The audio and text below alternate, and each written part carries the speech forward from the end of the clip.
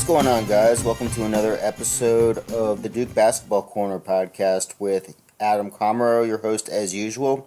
So Duke has played 4 Zionless games since my last pod, which actually makes it the first time a full week has gone by since conference season started without an episode. So, hey, I think that's pretty consistent right there. So, but the reason was it was kind of interesting when to choose when to record a new episode, just considering the difference in evaluating Duke with and without Zion, and especially with we were expecting him back. It was day to day. This has got to be the loosest day to day kind of updates ever when somebody's referred to as day to day, because we're not quite sure at this point. Coach K said he's definitely coming back, but I think I get into that with Shawn. But either way, I figured the last 4 games offered plenty of interesting storylines, which would be fun to talk to with Shawn Krest, Duke and ACC beat reporter for the North State Journal. So, and there'll be plenty of opportunities to break down stats, X's and O's, and all kinds of stuff. And I'll definitely do that when I ramp up the pod schedule during the postseason as usual. But Shawn and I definitely still got into a lot of that.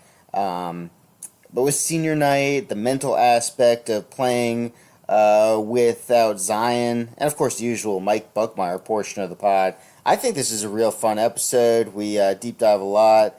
And at the end, we get into possible ACC postseason awards and Saturday's UNC game as well. So there's a lot of good stuff there. As for ACC tournament seeding, it's pretty simple. If Duke beats Carolina and Louisville beats UVA, Duke is the number 1 seed and tied for a 3-way regular season ACC championship with UVA and UNC.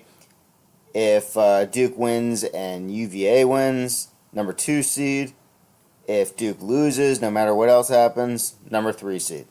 Pretty cut and dry. UVA is not losing. I mean, if they lose, I will be shocked. So I think it's basically the number 2 or 3 seed. You win 2, you lose 3. I think that's what's going to happen. But either way, lots to talk about, and keep in mind that if you enjoy this episode, subscribe, rate, review, and most importantly, spread the word. If you want the pod to continue next year on a consistent basis, it is Comero's Corner in iTunes. That's where you'll find the Duke Basketball Corner pod. It's available anywhere on YouTube, on Spotify, and the Podbean is the main website. So, but word of mouth, grassroots, that's the way to do it. If you want the pod to continue next year on a consistent basis, this is the way. So, enjoy this. It'll probably be the final episode of just kind of going over regular season stuff. Then it's on to I'll obviously go over the UNC game, but then it's on to postseason. So, interesting times ahead, exciting times ahead, as some might say. This is March. Okay, I'm now joined by Shawn Krest of the North State Journal, covering Duke and the ACC on the beat. Shawn, thanks so much for joining me, and that was a really interesting senior night for Duke against Wake Forest in many ways. How would you say it compares to senior nights in the past that you've covered? Well, I mean, a lot of times senior night is the North Carolina game, so Duke has lost on senior night before. I don't think that they've ever suffered a loss or a near loss that would have been anywhere near on the level of last night. That was just, shocking. I remember the first time they played Wake Forest this year, and Wake kind of hung around for the first half. They led, I think, briefly in the first half, and even close to halftime, it was still a close game. Everybody was it was early in the ACC season. Everybody was kind of freaking out online.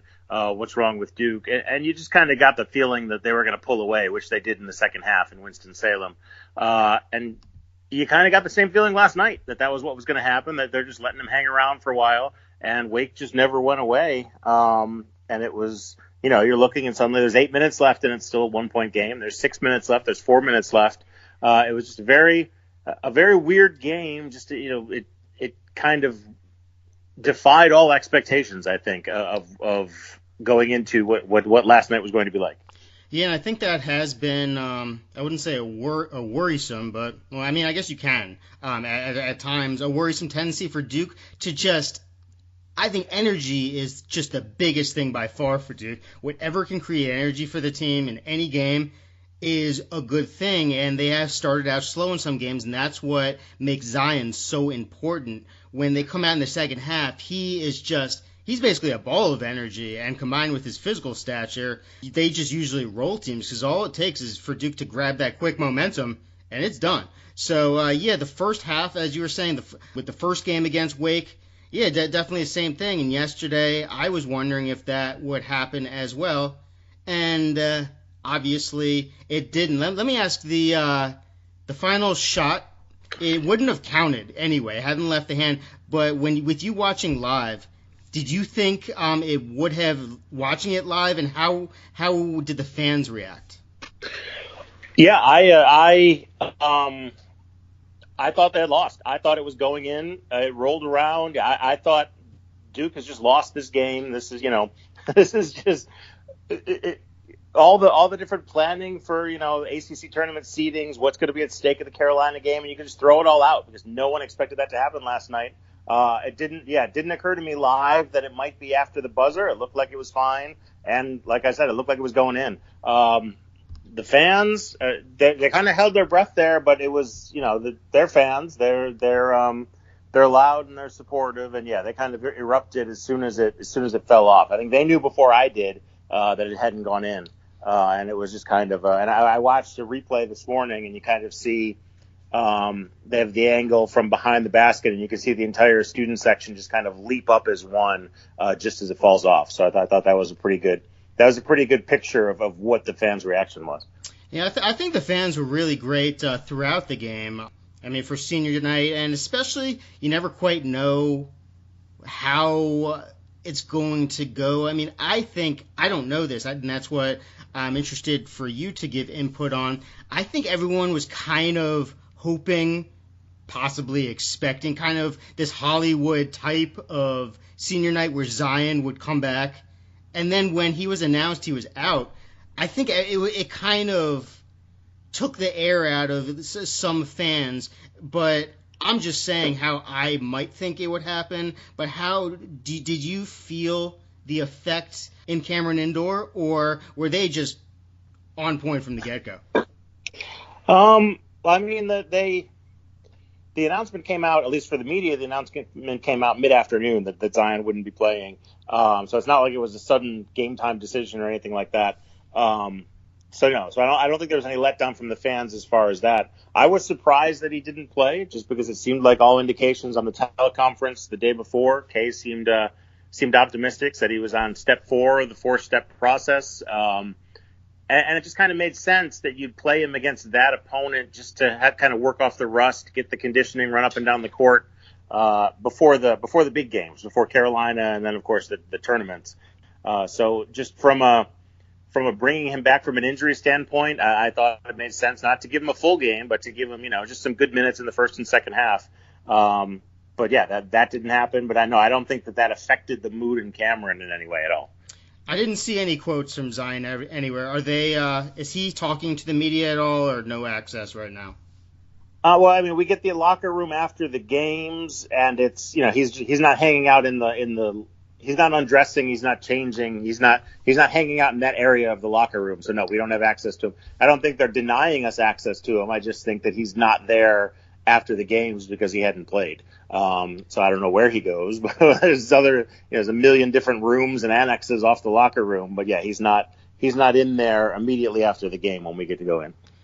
Okay, and before we move on to more actual kind of basketball stuff, I do just want to mention with good reason, Antonio Vrankovic and Brennan Besser. Those were the two seniors who celebrated the night. Vrank got the start, the Vrankening, so thank you very much to Antonio. Besser, I think an early story that kind of vanished. It was just really something I talked about back in the preseason preview pod, where he biked across the country to raise money for the IDD community, the intellectual and developmental disabilities community. His sister's nonverbal. So I think that was just one of the coolest kind of bigger than basketball things. And Vrank, he's really stayed the course.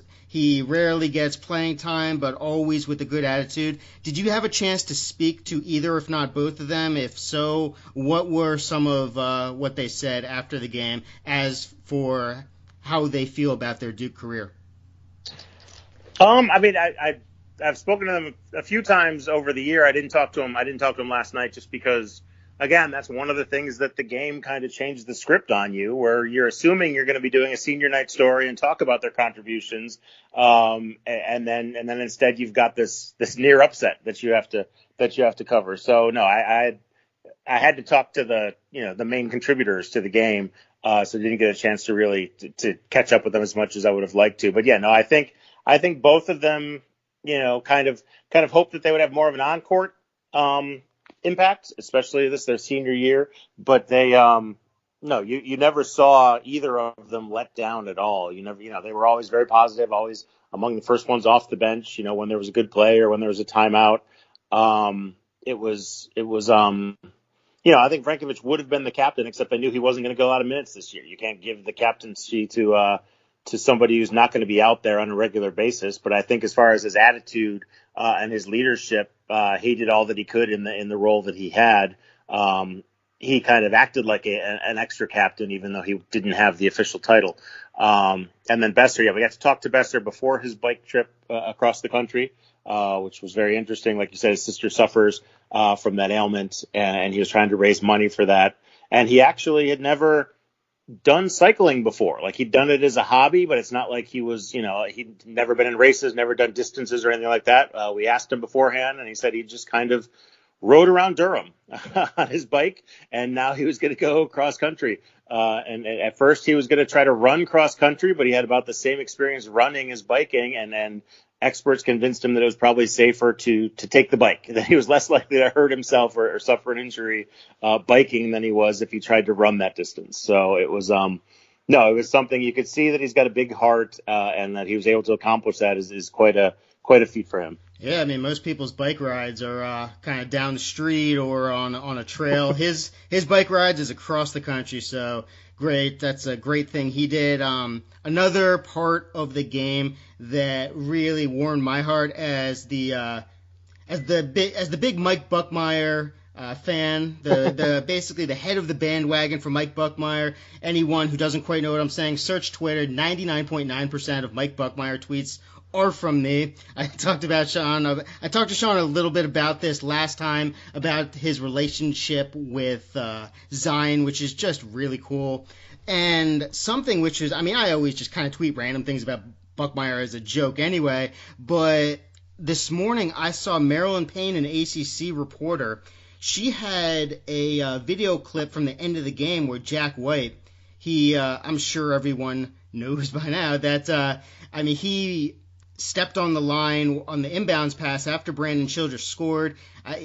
It was just, I don't know if it was miscommunication or what. I don't even want to watch that play again to understand exactly what went on. I'm sure it wasn't hard to decipher, but I just don't even want to, that play never happened. But either way, he was basically, his hands were on the back of his head. He looked like he'd been hit by a truck, and he was alone. Just after it was over, he's like, oh my God, I can't believe I almost blew the game. That's what he possibly was thinking. And then from across the court, Mike Buckmire runs all the way over to kind of, I don't know if console is the right word, but just to kind of boost him up and just like be there for him when everyone else was just doing their thing. That's the type of, you gotta love walk-ons, and Mike Buckmire is just, I love him. He's awesome.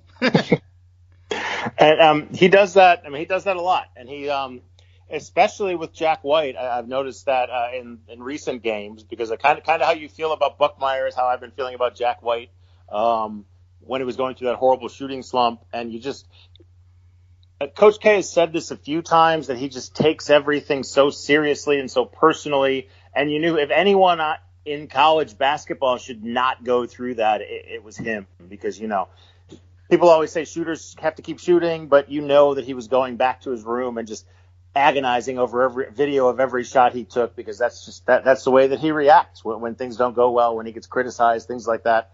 Coach K has said that he's had to cut back on yelling at him at practice because he takes things so personally. He has to be careful how he speaks to him. And you could just tell, talking to him after games, that it was just tearing him apart. So yeah, I felt a little fatherly when he finally broke the streak against Miami, and the shots started falling for him. But yeah, and I think again, if there's someone that you don't want that to happen to at the end of the game, it's probably him as well, because you know that he's going to take that to heart, take it very personally. And Buckmire and Justin Robinson also, to some extent, they're kind of his cheering squad. They do that a lot, where they come and greet him as he's coming off the court, or during shoot-arounds when he was still in that slump. Anytime he would make one during shoot-arounds before games, one of the two of them would be, right there patting him on his head, or, saying something to him, joking with him. So, they're trying to keep his spirits up. I think they can read just what his personality type is like, and they're helping to manage that. But, they're both very, very good kids. I enjoy talking to both of them. They're just a lot of fun. Stories you don't get to write quite as much as you'd like to, just because of the way that the star power is laid out on the team. But yeah, they're very, very interesting cast of supporting players on that team. Yeah, I mean, stuff like that. I mean, obviously we see the post-game interviews when Duke wants to put them out, always after a win, never after a loss, which is amusing to me.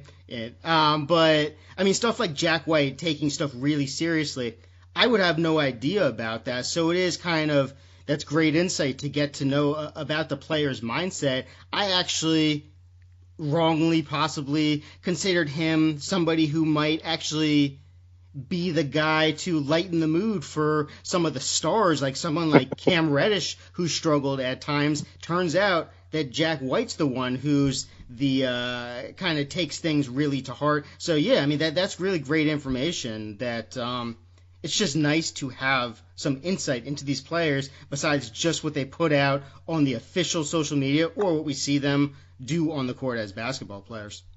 Mm-hmm. Yeah, and I mean, personality-wise and just demeanor-wise, he reminds me a lot of Wendell Carter from last year. We're talking to Wendell. You couldn't imagine Coach K yelling at him in practice. You couldn't imagine how he would respond to that, how he would stay there and look Coach K in the eye and get yelled at the way that Coach K gets on players. So it's just, talking to him, talking to Jack White, you feel like he has to treat them differently. And he, like I said, admitted that he does treat Jack differently, just because you can tell that they're very, I don't know if sensitive is the right word, but they're very sensitive to wanting to do well. So I mean, it's when he's in a good mood, when things are going well for him, he does lighten the mood. He is a lot of fun. He tells a lot of jokes, but he wants to do well. And it bothers him when he doesn't, and that it breaks your heart to watch him go through that. I was glad that didn't cost him at the end last night, and I was glad that he finally ended that drought. Yeah, maybe it's because Wendell was more of a high usage guy, but I definitely noticed how he would tend to overthink things and take things to heart. I guess Jack, maybe it's just because, again, this is just silly assumptions, he's the glue guy. So glue guys, they just do what they're told, and yep. they don't really, they're not concerned about stats. But especially when you only have a couple of attempts each game to improve your stats, if you only have 2 shots each game, I mean, it's tough because each one holds such importance in terms of finally kind of getting that monkey off your back. I mean, especially with the Syracuse game, when you finally get those 10 shots and miss them all, you know that people might be thinking certain things. So, I mean, it was great for him to, I think he was 0 for 28, 0 for February, and then he started out, I believe, 5 for his first 5 in the month of March. So that was really cool. I mean, with RJ Barrett, that's a bad week going 0 for 28. But like you said with him, it's growing. It's 18 now. It's 20 now. It's 21 now, and it seemed to last so long because he's only missing 1 or 2 a night, and every night he's talking to you about it, and he would get frustrated. I asked him a couple of times, are they going in practice? And he would get kind of angry. You could see him show emotion and be angry. And he's like, yes, They're going in practice, and it's almost like he wanted to be missing them all so he could figure out what it was and fix it. But everything's fine in practice, and then in games it wasn't, and that was just driving him nuts. Yeah.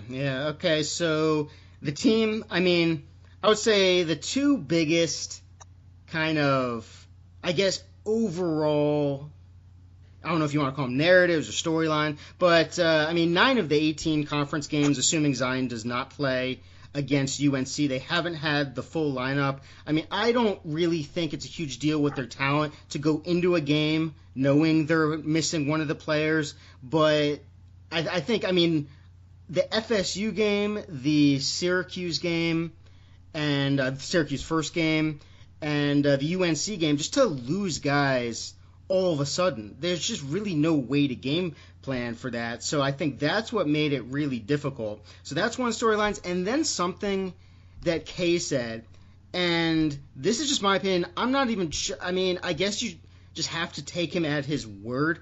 I guess taking a little bit of a bigger kind of leap by questioning it. But something that wasn't printed in the Duke postgame quotes on their site, but I saw it written by C.L. Brown in an article in The Athletic, that Coach K after the game had talked about how the players thought it would be easier without Zion than it has been, and it's just like, that really confused me. And then I read, you gave me the full quote with, he said, playing with not a full deck has been very difficult. I think we thought it was going to be easier, and when it wasn't, we're not old enough and we haven't played together enough. And what he's saying about the other stuff, not experienced enough, like when Duke lost Elton Brand back in the day, they could switch the lineups and they had enough experience to make up for it. When Boozer went out in 2001, they could find a way with Casey Sanders because they had the experience in other positions. This doesn't. But in terms of the players thought it would be easier, I find that really, really tough to believe. And it makes me feel like, I don't know, it's almost like Kay over the years, I'm not ever saying he's lying. It's just there's definitely kind of a message he wants to get across and to really be stamped in everyone's mind as to how to view this Duke team. And I'm just not sure about this one. I don't know how any players, no matter their age or their experience, you lose a guy like Zion Williamson, I'm not sure how an excuse, and I'm not even saying he meant it as an excuse, but to say the players thought it would be easier than it's been, I find that tough to believe. How did you interpret that in terms of what Kay said? Yeah, live, listening to it, it didn't really register as being that outrageous a statement to me. Until basically you brought it up on Twitter this morning and I responded to you, it hadn't occurred to me to interpret it the way you're interpreting it. It was more, they just almost got upset by Wake Forest, who is the one team that can never happen to, a team, at least this season. It was kind of, I took it in real time as one of those things that coaches say. We thought that we could just come out here and win. We thought that the name on the front of our shirt was going to give us the victory. That's how I interpreted it in real time, was just basically that type of thing. We thought this was going to be easy tonight. Okay. So that's a big issue. I was about to say, because I hadn't even thought about it. I thought he meant in general. When Zion went out, it was just they would be fine. If he was talking about just that game against Wake, yeah, okay, that makes a little more sense. And I can see that, I can kind of empathize that from more of a human perspective. I think I just interpreted that wrong. It looks different on paper than it sounded live. So I think that's why. And that happens a lot with Kay, where he'll start a sentence and then kind of catch himself in the middle and restart a different thought. And you can completely understand what he's saying and follow his thought process just by him doing it in front of you. But then when you look at a transcript, it doesn't make a lick of sense. So I think that's what happened last night, is the way that he was speaking about it, and it was clear what he meant. But then when you look at it in black and white, it seems very different. Yeah, and see, stuff like that, that's exactly why you said Twitter. That was actually DM. Because, I mean, if I'm not sure about something, I don't want to put that public because that can make and by you, I mean me, look absolutely silly if I don't have the proper context of where it's coming from. So that's definitely good to know. In terms of the 9 of 18 games, how have you seen if or how that's affected the on-court, off-court chemistry, or if it's affected at all?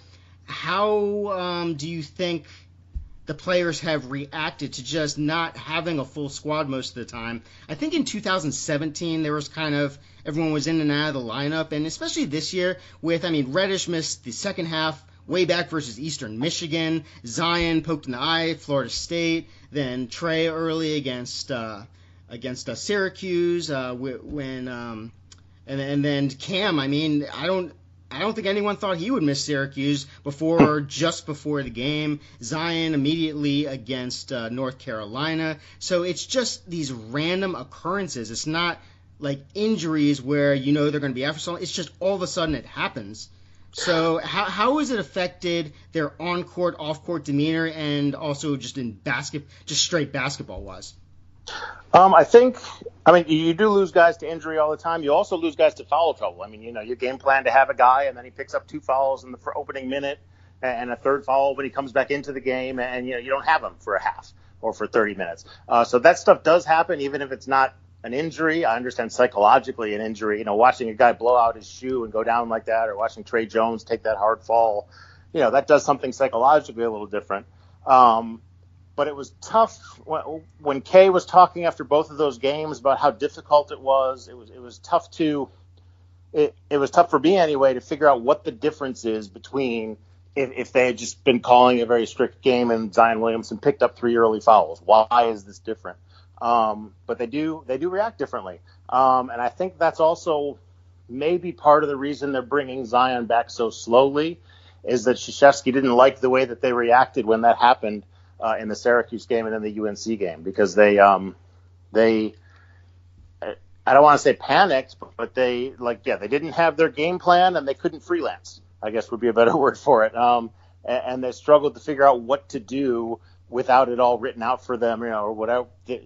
I get the impression that this group of players, they have the game plan and they're good enough that they can execute it to a T, and it pretty much always works. And so now they're kind of on their own, which when you think about that talent level, it's kind of weird to think they can't freelance like that, because you would think that's how they would prefer to play. But that seems to be, you look at all the outside shots they took against Syracuse, even though they weren't falling. Barrett wasn't trying to drive at all, even late in that game. And then against Carolina, it wasn't quite as evident, but still they shot more threes than twos in that game once Zion Williamson went down, where it's just they had trouble running a normal offense when something went wrong like that. And so I think they're getting extra work that maybe they don't need from a medical standpoint on coping with that, because you never know what's going to happen, a fluke injury or foul trouble in a tournament. And I think Kay sees that as a potential weakness if they can't adapt and adjust on the fly like that.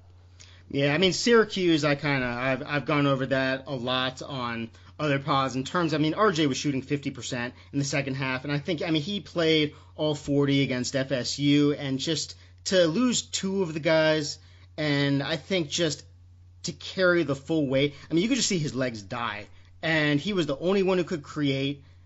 Cam wasn't there to spread against the zone, and I think he finished like 2 of his last 17. So yeah, they were just chucking against the zone. He's the only one who can create, and that is some of the problem with so much on RJ's shoulders right now that I will get into. But I think let's start out just with the issues of, I say that Duke needs energy. Energy is the most important thing. So in order to get that energy, you just need as many opportunities as possible, whether it comes transition, getting steals, or Trey being able to push pace when guys leak out. It's all kind of working kind of symbiotically in a negative way right now. Guys can't leak out because the defense and the team rebounding, everyone needs to help because Zion's not there. Zion was such a Band-Aid for everything, and not just on offense where most people think just in the paint, but on defense in terms of being that guy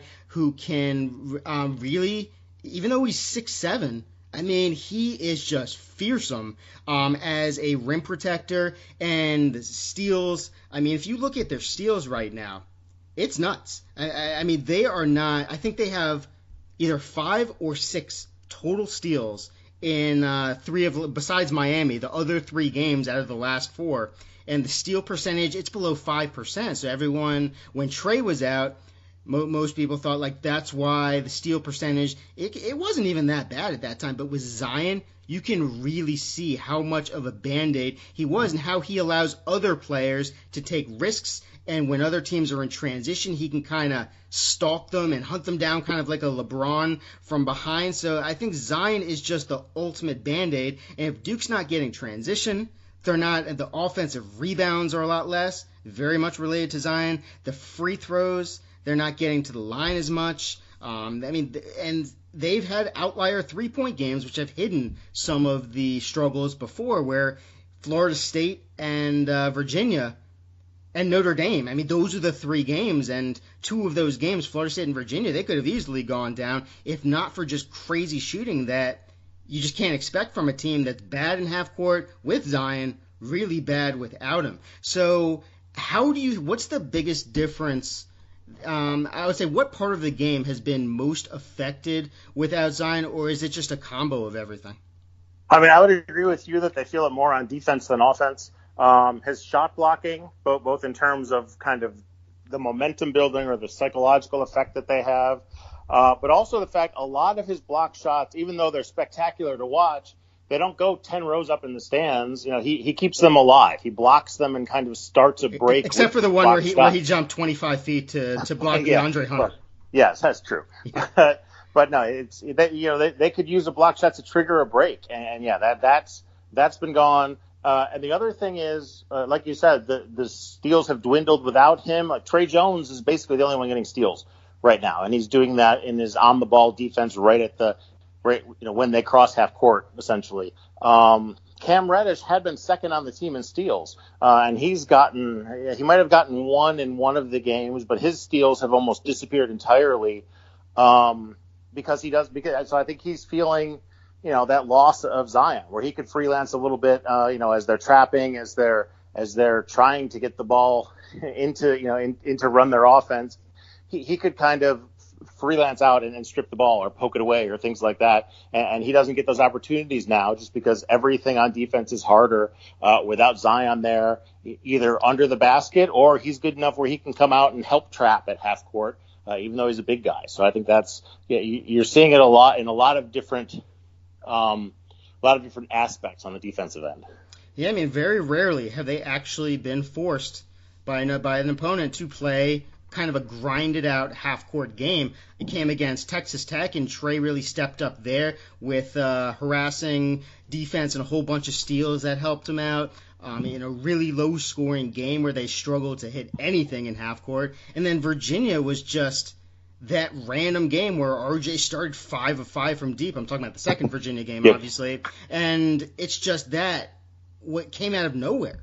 I mean, you look at Duke's 3-point shooting for the year. I remember some people were saying like, "Oh, but everyone has the narrative that Duke can't shoot," and I'm like, that's not a. I mean, I guess narrative isn't the bad term. It's a soft narrative, and it's not a soft narrative. That's just the God honest truth. Duke is horrific shooting the ball in half court. They're better in transition because they really get into a rhythm. But this is not some made up stat or some storyline. This is how it is.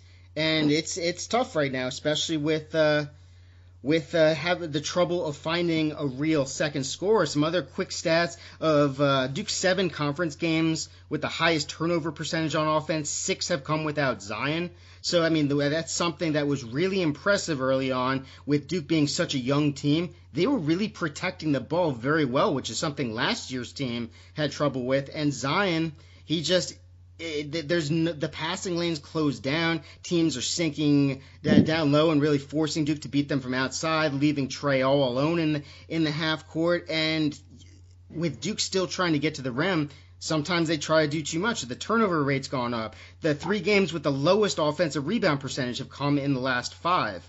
The steal rate, which obviously leads to live ball turnovers, I already mentioned, it's non-existent. And also you add to that, they're facing different kinds of defenses, which they hadn't much before. I mean, they did face Cuse even Cuse the first time they were missing some guys. Then without Zion, they faced that tough Cuse zone.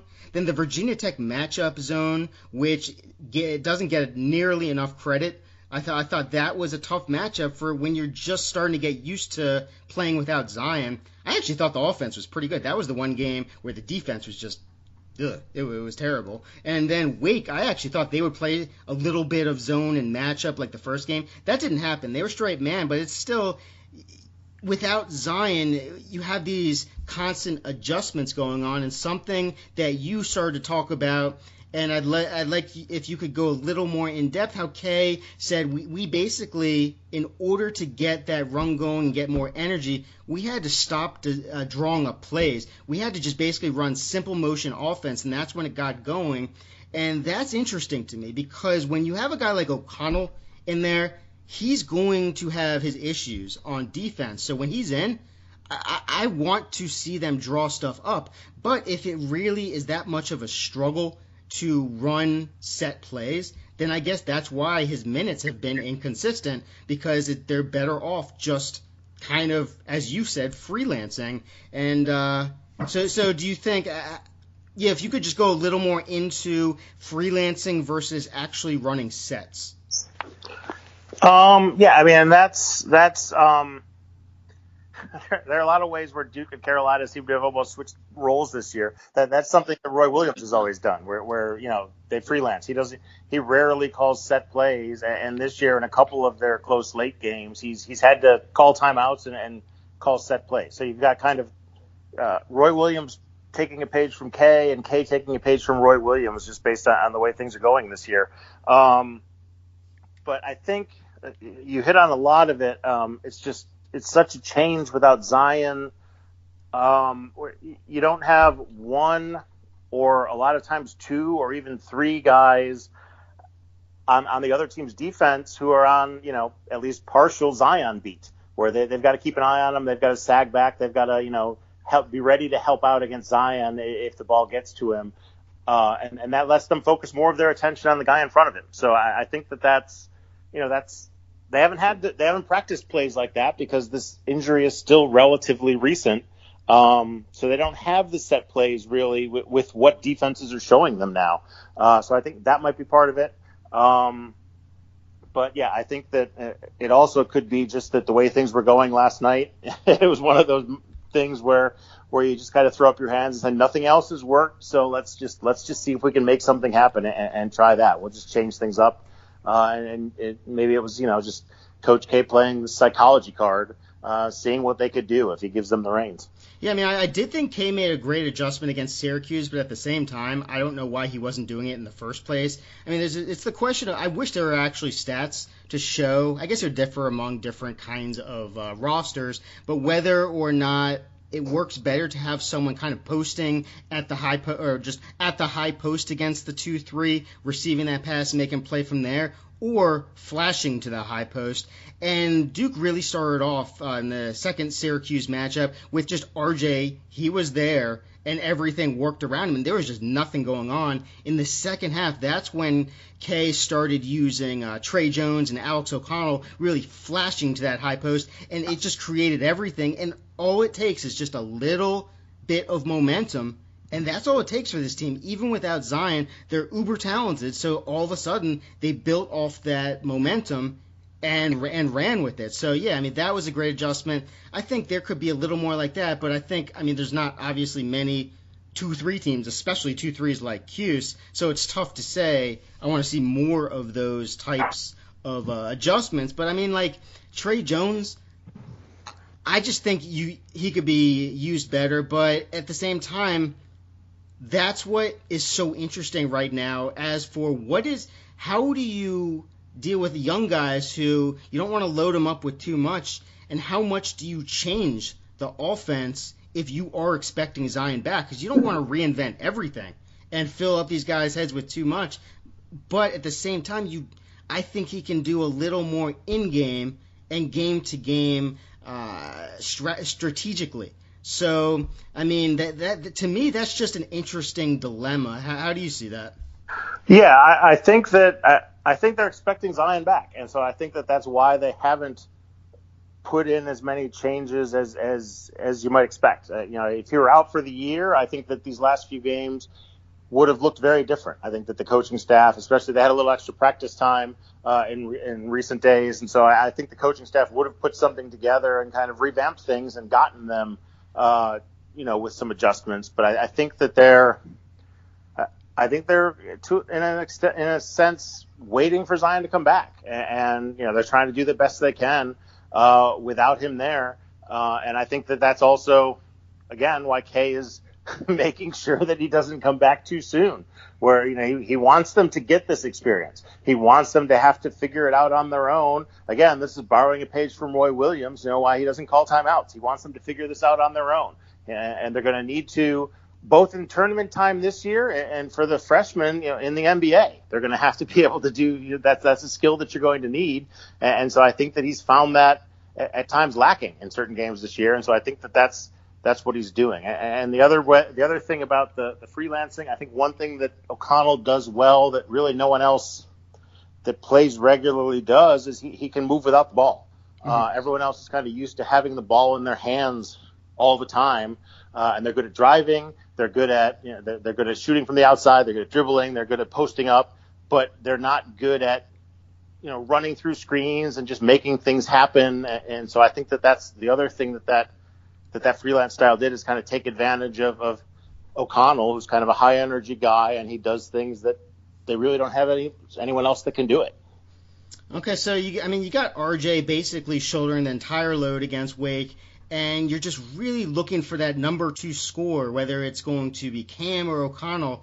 And with so much more trust and responsibility on Cam, it's tough to look at him coming out in the second half with in the first half with 3 fouls, 3 turnovers, and 0 points. It's just, he's so talented, and you just know, it's not a negative about how he's playing. He's given everything he has, but I think I talked about you specifically last time I had you on the pod about he's got to kind of diversify like Wu-Tang Financial. He just goes 110% all the time, so he'll just slam right into people. There's no change of pace. There's nothing. Once he starts, there's no stop. I think that was that Pringles.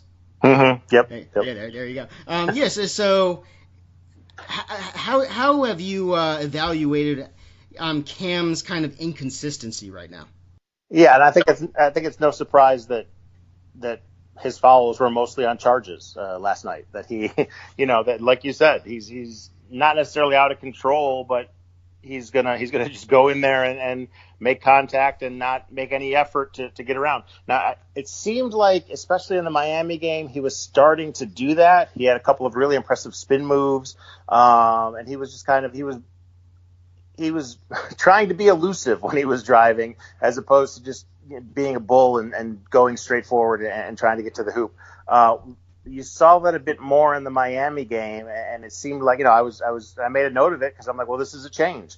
Zion is out, and this is a change. Maybe he's trying this to, help make up for the lack of the big man in there. But then last night it seemed like he reverted back to the way that he was. So yeah, it's kind of a mystery as to what he's doing. Like in Miami, he was very impressive. He has the skills to do it. He's just choosing not to use them. Okay, so O'Connell, you look. If I'm just some random person looking at a box score and all I see is that, hey, he's shooting pretty well from 3. Why doesn't he get more playing time? Obviously his defense. What have you seen specifically that prevents him from not receiving more playing time? Kay has said from the very beginning that his defense, I think he has improved defensively. I think that he showed that he's capable of playing Duke defense in that first Syracuse game. He came out and got a bunch of steals and made a lot of things happen on the defensive end. It's just, I think that Yeah, it's the inconsistency. Yeah, he has those box scores where he looks good, looks like a shooter, and then he has the ones where he doesn't seem to get a shot off. And so I think that he's just got to do it on a more regular basis, and we're not seeing that. And so I mean, I really think it comes down to basically that he's not. If he looked like if he put in a stat line like he did last night in every game, or a couple 3-pointers, 9 points, 4 rebounds, I think he would be getting more time. But you're not seeing that every time out. Okay, I think Javin, especially compared to early season when his foul rate was just off the charts absurd, and you couldn't even put him in for more than 5 minutes because he'd have 4 fouls immediately.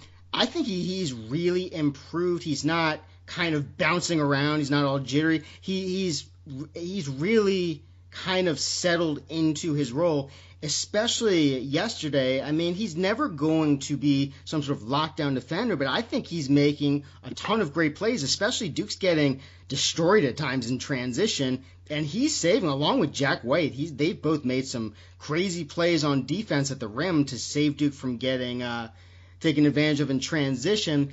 And I think it was especially noticeable yesterday when Bolden left. What Bolden said it was his hip. He's a guy that's really proven himself throughout the season and has become a vital contributor for Duke. His stats won't always show it at times, but he was coming off a 15-point, 10-rebound game. I think his third double-double of his career, and one of them came against St. Francis, where Duke scored like 150,000 points the year before, so I don't even know how much to count that. But I mean, he's really doing great work for Duke, and he was lost 2 minutes into the game. What kind of effect did that have on Duke, and is it his hip, and how is he doing? We didn't get much of an update on him. He did come back and play, for a while in the game. So it doesn't seem like it's anything serious. You just cringe because he's had so many lingering health problems, and this is not the time where you want him to come down with something else. So yeah, hopefully it's just a one-time thing, and he'll be back to 100% quickly. But yeah, I would agree that he contributes a lot, and he doesn't get noticed that much. But he's always, he's a factor, especially with Zion out. I feel like he's doing much more. He's on the perimeter a lot more, and he's moving around a lot more than he did before. He doesn't seem as mechanical as he did even earlier this season, where he just seems much more fluid. Everything seems much more comfortable with him. As for Delorier, it's funny you mentioned Jack White. I mean, he's doing a lot of the things that Jack White did earlier this season, where the kind of those garbage points and the hustle plays and just going in there and doing the dirty work. And I think maybe it was because of the fouls, maybe it was something else, but he seemed hesitant to do that dirty work earlier in the season. And now he's not fouling as much, but he's doing more of that. So it's kind of a paradox there. Yeah, I mean, and they've got so many of these guys who, not so many, but a lot of their bench players at least, are guys who are great within their role, but you have them really excelling at one end and being a liability on the other. With O'Connell, great offense. It's tough to watch him on defense. With Trey Jones, the reverse. With Jack White, that's why when he was making shots, it was so big to provide something on offense, because he's going to contribute all the little things that make, I guess, glue guys. And Javin, I mean, he's doing his thing, but he's only going to be able to give you so much on offense. That's actually one thing that made it really impressive. When RJ ran a pick and roll late last game, and Javin cut off his cut, and RJ expected him to keep going, and I was like, yeah, I don't think that was smart by RJ. He's really improved his playmaking, but I don't know if you can trust Javin on that type of pick and roll. And then the next possession on offense, gave it to him again, and Javin converted. I mean, that's just awesome to see that trust with a guy like Javin, and RJ's just improving. So he's improved so much as a playmaker, and I think that's something which is kind of going under the radar a bit in terms of just that one aspect of RJ's skill set, how great he's been with so much in his hands. You can't just look at the usage. You have to look at how everything in the offense goes through him, and it's really impressive, just his improvement as a playmaker. No, yeah, I would agree with that, and that's, he's had more assists than Trey Jones, and I think 3 of the last 4 games. That includes obviously the triple double. But he's it's something that's developed relatively recently. Like he always got assists. He always kind of distributed the ball. He was always running the show when Jones wasn't. But you're seeing him get the ball to people where they can finish. I guess a bit more than he used to. And I don't know.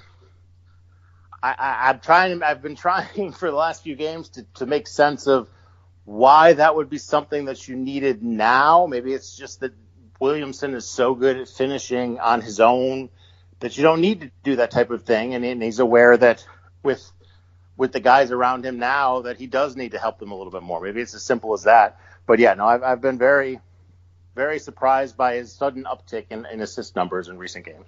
Yeah, I mean, Trey's assists the entire year, pretty much the majority have come in transition. And now that there's not as much transition, there's obviously, I mean, it's RJ who's initiating. He's pretty much initiated the half court the mass majority of the season. And as Zion got more comfortable with ISOs and kind of creating for himself and others, it was him too. But Trey, it's tough because teams are really playing off him.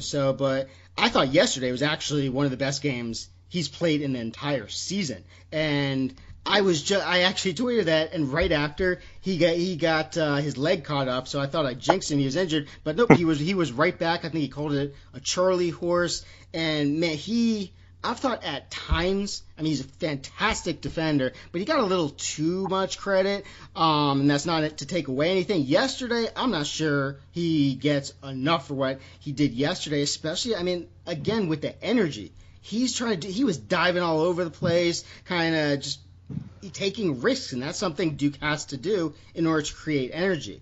The one thing which, this is interesting, talking to Jordan Sperber, the analytics, X's and O's, it's tough to, because I don't know, the stat like free throws, I'm not sure how seriously to take it, but when it keeps happening in all the close games, it is something worth noticing how, it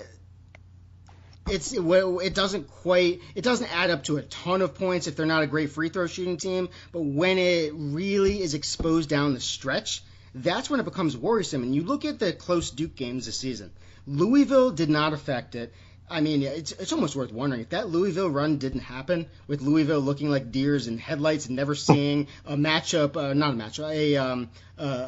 zone press before. Yeah. I mean, I don't know, Louisville's in their own heads, because it's not just Duke. They've done that a million times the last 2 years. But, so Louisville and Virginia Tech, free throws didn't affect that either. But besides that, I mean, you got Syracuse. Zion, he missed a free throw with 15 seconds left, which would have won it in regulation. Or, okay, I wouldn't say would have. It would have given Duke the lead and allowed them to just make a stop to win the game and avoid... Actually, let me start with the first. All right, Gonzaga. When they played Gonzaga was the team that was just atrocious from the free throw line. Then after Gonzaga, FSU. Trey missed a late front end of the 1-on-1, and RJ missed, obviously, the free throw, down one with 5 seconds left, which Florida State bungled out of bounds, which set up Cam's shot. But, right. I mean, you can't miss that down one. Then the Syracuse, Zion missed free throw with 15 seconds left, which could have won it. Virginia, second half, 11 of 22 from the line. Zion was 3 of 7, RJ 4 of 7, Cam 2 of 4. A lot of them came down the stretch. And then yesterday with Wake Forest, I mean, RJ, I saw after the game he was 3 of 9 in the second half. Somehow I just didn't even notice, or I don't know, maybe I blacked out or something with the stress.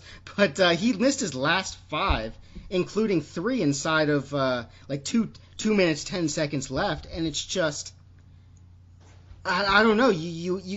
I don't know if that's something, how worried to be like that, or just to accept that's just something to deal with this team. And I don't know if it's going to get better. You just have to trust the alphas doing alpha things, and whatever happens, live with it. Yeah, and I mean, someone like him, he's going to be at the line in those situations, just from the way that he plays. Same thing with Zion, and they're both hitting about 2/3 from the free throw line. Cam Reddish is, I think, probably their best free throw shooter. Actually, Jack White might have a higher percentage than him, but I think Cam Reddish is right there after him.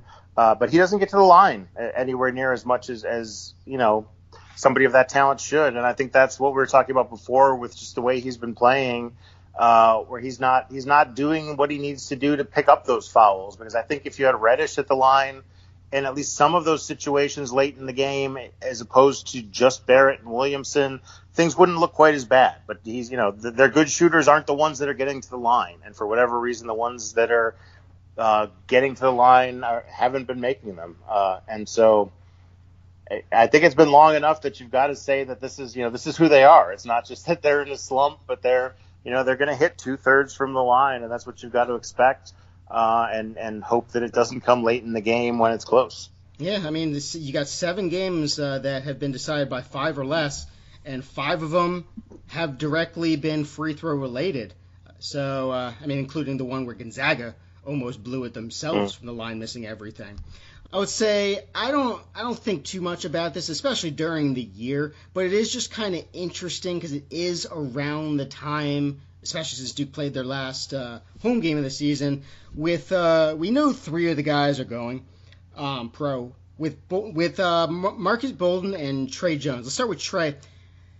Just in terms of we're not making predictions, but in terms of why they might stay or why they might go, I thought you made an interesting point, which I responded to about Bolden yesterday, about why he could go, and Trey Jones.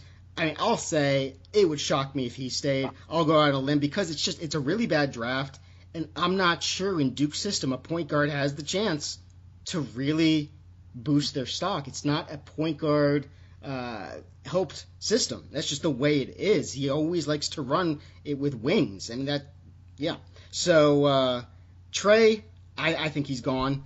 But hey, I'd love to be wrong. Bolden, why? Okay, and I'd like to hear your opinion about Trey, but especially Bolden, because I think you gave an interesting opinion about him. Yeah, well, very quickly on Trey, I feel, I don't know if the numbers back this up. I haven't put them side by side, but just watching them, I feel like he's better at this point than Tyus was. And Tyus went and has been, he's in his 4th year now. I mean, I don't see any reason, like you said, for Trey to stay. His brother didn't, and he's at least as good as his brother, at least from my one person's anecdotal experience of watching them. So yeah, I would be shocked if Trey stayed. Bolden, I feel like he's really improved this year. I feel like I said, he's much more fluid. He doesn't have those robot moves. I tweeted something in one of the games recently about that sandbox toy where the kids steam shovel thing where you sit on it and then you move the levers to pick up the sand and make piles. And that's what Bolden used to be like when he got the ball, when there was a loose ball or when he got the ball on the post, was he's just moving in that same awkward motion towards the basket as if a kid were controlling him with levers. And you're not seeing that recently. He's much more fluid. He's making plays. He's much more mobile. And he's playing defense. I just feel like he's made enough improvements. He's a big guy. He's doing things that NBA teams will expect him to do. And I don't know that he will get better next year. If he stayed, I think that he would be better and might play himself into a lot more money. But I feel like there's always that risk, especially with the injuries that he's had, that if he has a good run in the tournament, I don't see him staying. I feel like, and I haven't talked to him about this, and I don't think he would have answered if I did, but I just don't see that he would stay just because of the fact that he's a big man and that he has NBA skills, that I don't see him staying. Yeah, I thought at first that if he's going to be asked to play backup again, because obviously he was backing up Carter and Bagley last year, and zone defense definitely didn't help his skill set. So he was actually pretty impressive just for what he was expected to do. And a lot of people thought he had a disappointing year last year. I don't know what you expect. I mean, you expect him to play over Bagley and Carter? Like, I don't know. I mean, that's a little much. And he actually, the win shares were the second best on the team in conference play when he got more playing time when Bagley was out. So he was productive, even if it's not always pretty, and he's not going to be the most athletic guy, but I think his intelligence on the court is underrated. And like it or not, NBA teams, the older you get, the lower some teams tend to value your potential, because it's all about the upside with the NBA. So yeah, that could factor in as well. I'd love to see him back, but I don't know. I've heard Vernon Carey could be like a Wendell Carter, so maybe he would be able to get in at 5. If Vernon Carey is a pure 5, I don't see how Bolden would stay, because he would have to back. He can't play 4. I don't see any way that's possible. All right, so let's finish up. This is the first year I haven't really paid super attention to every single thing going on in the ACC. Where it's now award season. At the beginning, I said you don't just cover Duke, you cover the triangle, and obviously everything going around in conference. Do you have any opinions on, let's start out, player of the year? Has Zion missed too much, or is he the player of the year in your opinion? We don't get to vote anymore, so luckily I don't have to make this decision. What? They have a panel now. Each team, I think it's based on everybody's annual complaints about North Carolina having too much influence over the rest of the league, so that they've created a panel where each team, I think, gets to have 2 selections where they pick 2, and one of them's their radio guy, and then it's usually whoever's with the main newspaper in the area, and they do the voting. So can you say who is Duke's?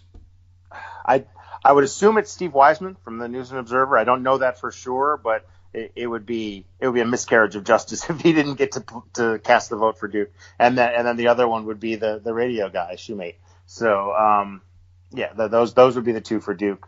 But I think that I would still cast my vote for Zion. I mean, he's just, when he's out there, he's the most dominating player that I've seen, really, in college basketball, and that's saying something. But I'm pretty sure it's true. And he hasn't missed that much time. It's a few games, but it's not. They're late in the season when everybody's voting. But there were players that missed 3-4 games early in the season, and they're going to still get every consideration. But I think that because of what he does that no one else does, and just his impact on the team, both when he's there and as we've seen when he's not, I think he would still get my vote. Barrett would get a lot of consideration as well, especially the way that he stepped up with the triple-double and just missing a couple other triple-doubles in recent games. I think he's making a case that he should be considered as well. So I think from Duke, obviously, those 2 should be, I would think, at least top 3 in the Player of the Year voting. Obviously, Virginia will get some consideration for Hunter, Kobe White, or Cam Johnson, perhaps, from UNC, although I can't imagine voting for Cam over any of those other players that I've just mentioned. But that's just the local teams. Those would be the main candidates. If you were going to make like a first team, I mean, you obviously be Zion, RJ. I would assume you would go with DeAndre Hunter. Yep. Then thinking it over, I mean, if you could only pick one of Kobe White or Cam Johnson, who would you go with? And then there's Kerry Blackshear's been a monster since Justin Robinson went down. I think basically it's like Wendell Carter's skill set without his crazy strength. I mean, Wendell Carter was Wendell Carter was, his muscles, he had muscles on top of muscles. So it's almost unfair to place Kerry Blackshear in that comparison. But the same type of skill set, Duke had no answer for him when they played Virginia Tech. And Virginia Tech, it's kind of crazy. They've beaten Duke the last 3 years in Blacksburg, didn't play 4 years ago, and then the 5th year was 2015, and Duke, they barely beat them in OT. So, the Hokies, Buzz has given them some trouble. So in terms of, if you're going to take Williamson, Barrett, and Hunter, who would be your last 2 if you're going to go with first? The 2 players I like best, I don't know that I would have to look into it to see, but the 2 players I like best are Likes from Miami and Battle from Syracuse. Just seeing them in person, those are the 2 that impressed me the most. I know that Bowman from Boston College should get some consideration. Reed from Clemson should probably get consideration. I don't think he'll be first team, but Mooney from Notre Dame has had an incredible season. He'll be on one of the teams, I'm sure. But I would say I would probably probably split the difference with the two players I like, and I would take Battle and Bowman as my final two spots on the team, and then Likes would be my very first vote for second team. As for the two UNC guys, I think you got to go with Johnson for first team ACC. He's just been the more consistent player. Like when he's been the stabilizing presence that team needs, and you know what you're going to get from him every night, and he's going to be their leading scorer every night. Kobe White is more exciting to watch, but he has the off nights. He's a freshman. He's not doing it every night the way that Cam Johnson is. He's kind of been the backbone of that team all year long. Okay, if you're going with most improved, I would go with Jordan Noir. I mean, I predicted him at the beginning of the year, and there's nothing that he's done which makes me believe it should be anyone else. But I could be missing someone. No, he would be my vote. I'm just going through trying to think of who else might be, just to have a discussion about it, to try to think of who else we could possibly. I mean, I wouldn't complain if you voted in Buckmire. Yeah. I would say Mooney might get some most improved votes. Likes might get some most improved votes. Brandon Childress maybe. But no, I would say that those are all fighting for second place behind Nwora. Yeah, I mean, I got to be honest. If Likes, I know Duwan. I think it used to be Huel. Now it's Hernandez or something. He changed his last name. He's dealing with that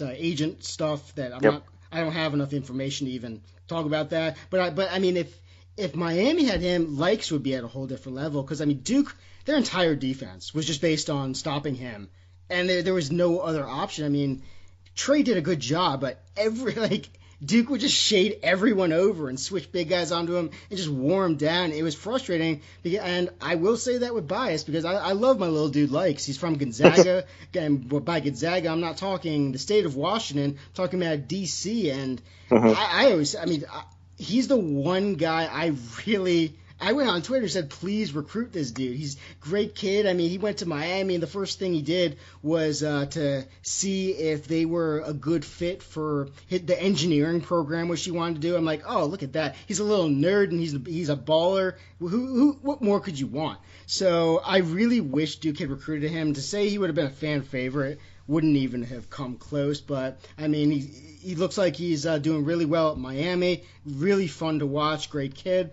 If you're going to say Coach of the Year, I'll let you go. I mean, I think it's pretty obvious, but saying that means it's probably not obvious. There's a bunch of candidates. I would say. Yeah, I mean, it all depends on how you look at it. Some people say, like, who overachieved. Some people went just like Tony Bennett. He's doing it again. Or I'll go with Buzz, but I think that could be the wrong way to go about it. No, I would say Buzz. I don't feel like they're overachieved, but I feel like they're finishing about where you expected them to, 4th or 5th. But they're doing it without their best player. Justin Robinson has been gone for a month now, and they're making a run without him. Like, just the fact that they can recover from a loss like that and still be where they are, like that says a lot about what he's done. So I think that Buzz would be my no-brainer as well. I don't feel like it should be somebody that's exceeded expectations. I've always disagreed with that. It's an easy way to vote, but it basically means you were wrong about your preseason prediction. There may not be any coaching involved in it. We just didn't know how good this team was going to be. I feel like that's what happened with Josh Pastor when he won it a couple of years ago. But I feel like Roy Williams has done a good job with his team, and I feel like he's done a lot more I shouldn't say he's done a lot more coaching, but I feel like the impact of his coaching has been more noticeable, I guess, by folks like me, maybe than in previous years, just in the game planning. And like I said, him taking more of a role late in games. I feel like he's done a lot and gotten the most out of that roster. Tony Bennett should always be considered for it. And Leonard Hamilton, I think, deserves some consideration as well because he's got Florida State. They've got the 4 seed right now. They've got the double bye. And I don't think that that's necessarily something that you could have said was going to happen going into the year. Like, we knew they were going to be solid, we knew they were going to be good, but they could have gone in either direction. So I feel like Leonard Hamilton's done a good job as well. I feel like they kind of have gone in both directions. I mean, they play the softest schedule. Imagine they don't play any of the top 7 teams in the ACC more than once.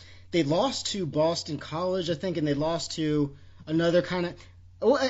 And Pittsburgh. Both those occurred after Duke, so maybe you could say that that was kind of a mental weight that dragged him down. But I don't know. I mean, I think I actually tweeted like a week ago, I wouldn't be surprised if Florida State won the championship, national championship, or got blown out in the first round. That's pretty much how I feel about Florida State, and I don't care what any stats say about them. I don't trust them worth a damn.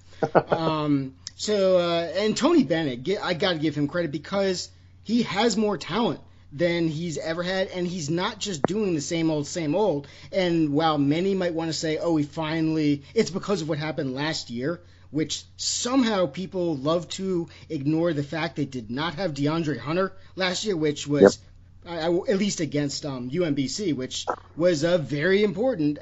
But he's really expanded the offense from blocker mover to all kinds of different continuity, ball screen offense. He's really doing great things, and it's nice to see him expand what Virginia does on both sides of the ball. So I like that. I guess Defensive Player of the Year.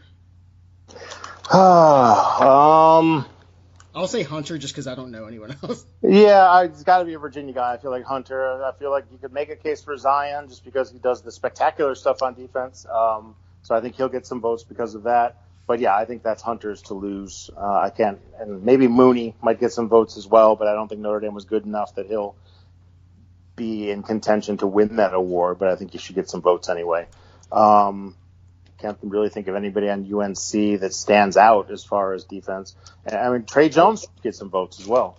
Oh, yeah, I mean, absolutely. That's a guy I didn't even think about him. But, I mean, DeAndre Hunter, he's really impressive. He's not flashy. So, I mean, right. Virginia's not a flashy team, so they won't get quite as much attention. And Duke is actually, one surprising thing about their defense is even without Zion, They've defended the three really well against two teams that shoot exceptionally. Virginia Tech and UNC, they were horrible against Duke from deep, and same thing with Virginia. Those three teams, last time I checked, they were among the top 12 in the country in three-point percentage. All of them struggled against Duke, and I think some of it had to do with Duke just selling out to stop the three, which did allow straight-line drives.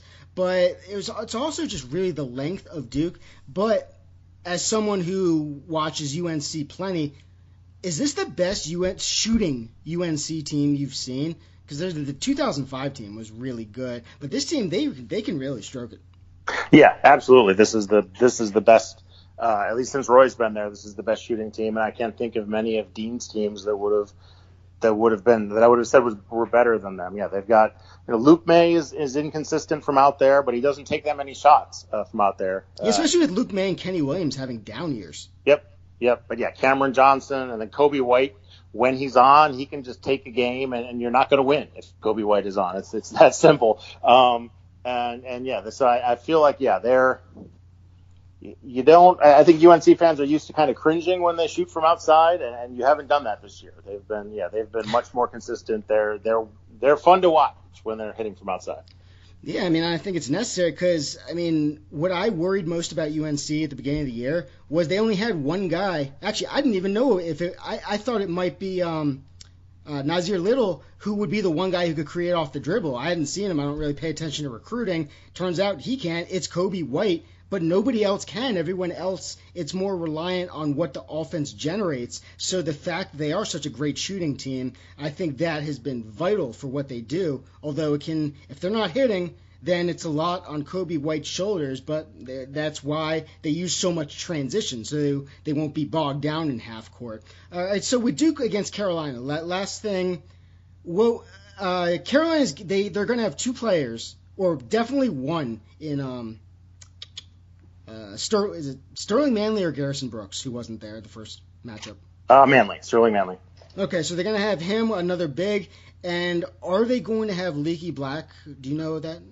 They haven't said either way.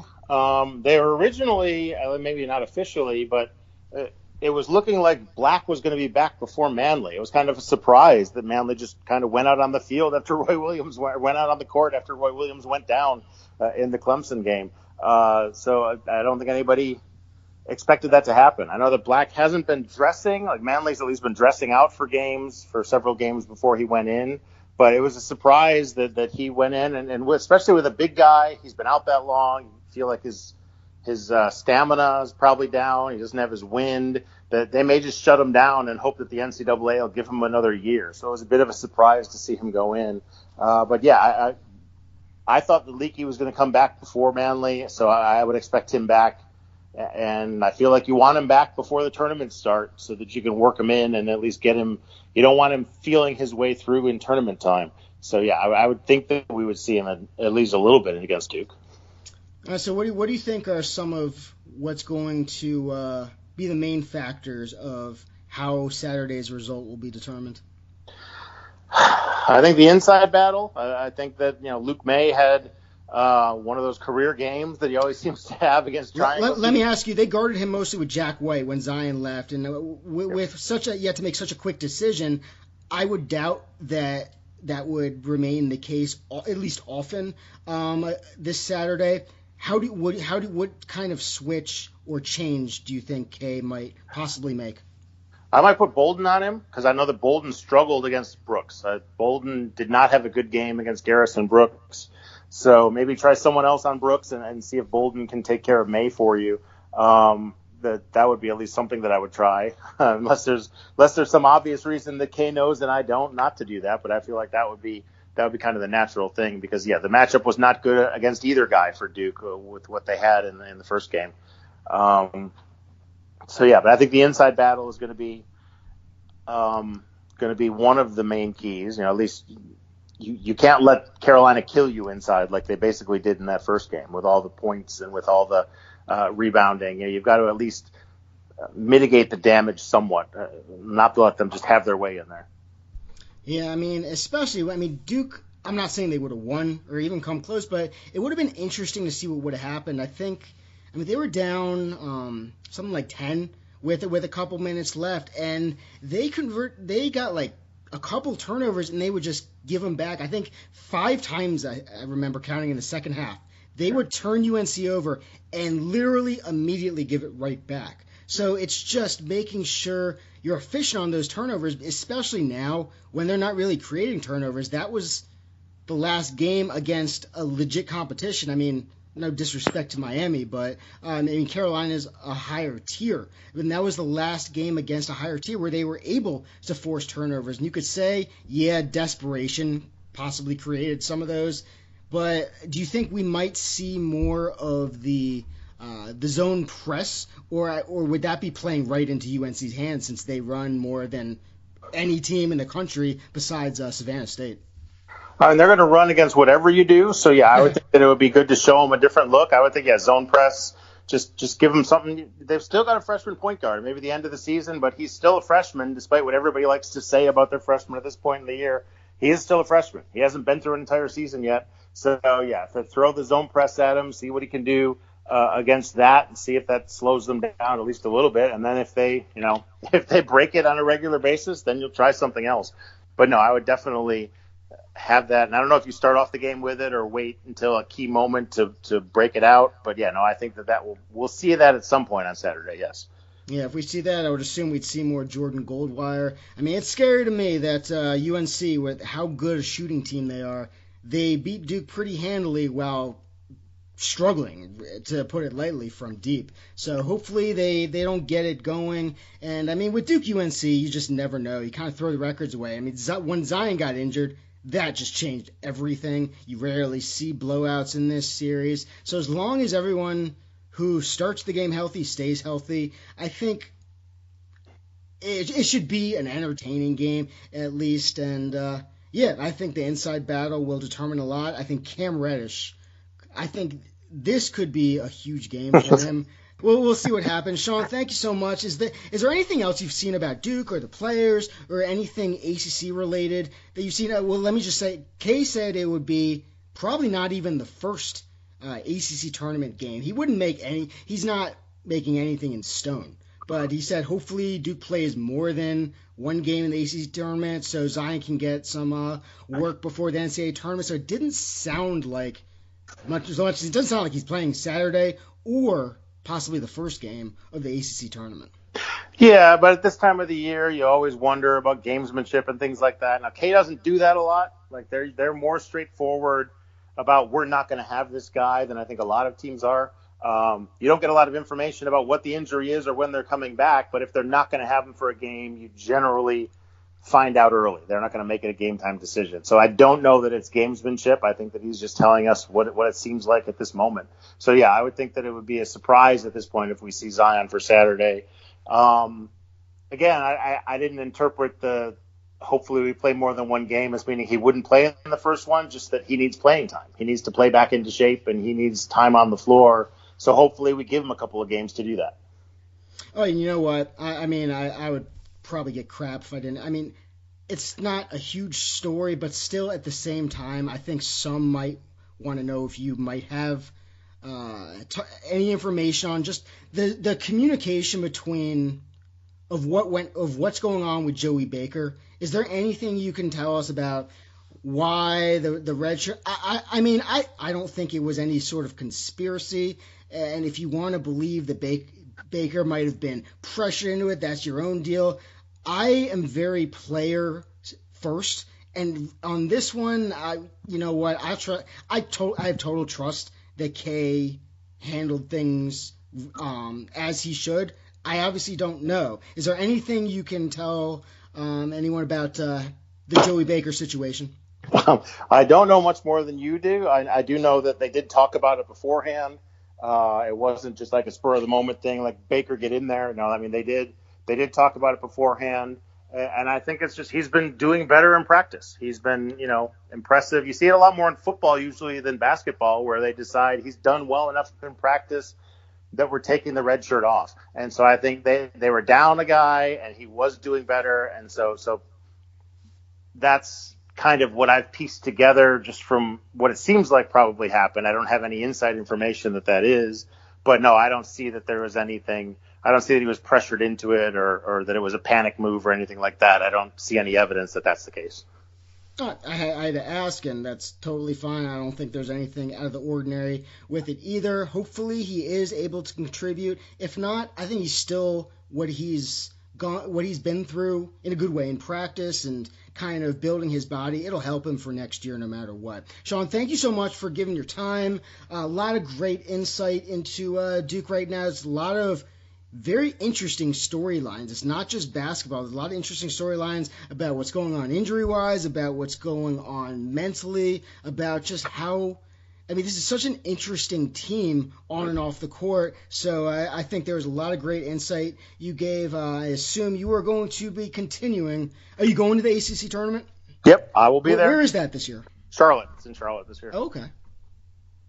So I don't know that our hotel was supposed to be booked today. I'm going to be optimistic and assume that got taken care of, but I don't know for sure. But, yeah, I will be there starting Tuesday. Again, great information. Shawn Krest on Twitter, right? That's the handle? Yep. All right, follow him. Does great work. And last question, your fatherly appreciation for Jack White, was that better or worse than an electric blanket? Oh, nothing is better than an electric blanket. I stalk your Twitter account. Yeah, but Shawn, he was raving about electric blankets. You can find that. You can find information on random ladies who are asking Shawn to set them up with Duke players, and whoever turned down Buckmire, shame on that lady. She doesn't deserve him. So, yeah, lots of good information from Shawn besides basketball. You get some life advice. You get everything. So, again, Shawn, thanks so much. I hope to be talking to you soon. Either way, great job with the coverage. And, yeah, it should be a fun postseason. Yep, thanks a lot. Anytime.